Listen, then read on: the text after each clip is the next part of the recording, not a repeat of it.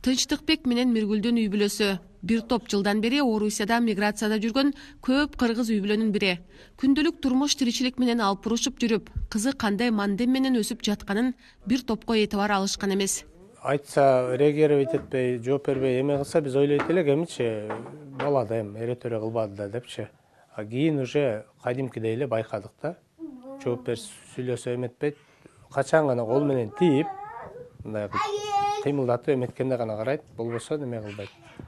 3 жашка жакындап калганда ошол укпайт экенин байкадык. Ага чейин эми жүрүп балдары мисалы үчүн 6-7 жашта сүйлөйт депчи. Ошондой деп чоңойгондо сүйлөйт дечү элек. Көрсө ушундай укпайт экен, ошону ошол убактарда байкадык. Анан биякта болуп, иш менен болуп, тияк бияк барып келип жүрүп, ошондон убакыт өтүп кеткен деп ойлойм да менчи. Өзү негизи 4 балабыз бар. Мындан чоңу 2 уулубуз бар. Андан кийин бул, андан кийин кичинекей. Ошол 4 балабыз бар. Анан үчүнчү ушул кызым жалгыз мындай единственный кызым да. Ошол өзүмдө башкача жакшы көрөм кызымды. Жакшы кармасаң. Раяна эмне деп сүйлөп жатканыңды түшүнүп, сүйлөшкүсү келгендей адамды көзүнө, жүзүнө тигиле карайт. Акылы зерек тентек кыз атасынын жүрөгүмдүн мөмөсү деп эркелеткенин укпайт. Ал үчүн азырынча айлана алам үнсүз кинодой.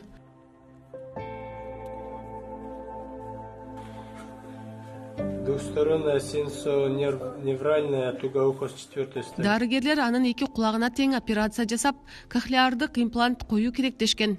Москвадагы ооруканада операциянын акысын, имплант жана дарыланууну 2 миллион рубльга эсептешкен. Мигрант үй бүлө мынча акча таап, же Орусиянын полисин алуусу керек.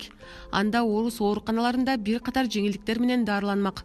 Ушул тапта Раянанын ата-энесинин бир үмүтү кайдыгер эмес мекендештерде. Үмүтүм чоң. Ар бир адам инсан үмүт менен жашайт. Ар бир инсан балам үчүн деп, мисалы үчүн баарына даярбыз да. Ушул кызымын сүйлөп кетиш үчүн элге кайрылып жардам сурагандан уялбайм да.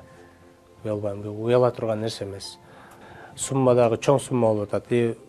Кызымдын ден соолугунун маселеси да бул серьезный маселе болуп аткандыктан мен элиме, жериме, ушул жалпы эле адамзатка кайрылат элем. Ушу колуңуздардан келген бир жардамыңыздарды эме кылсаңыздар, берсеңиздер депчи.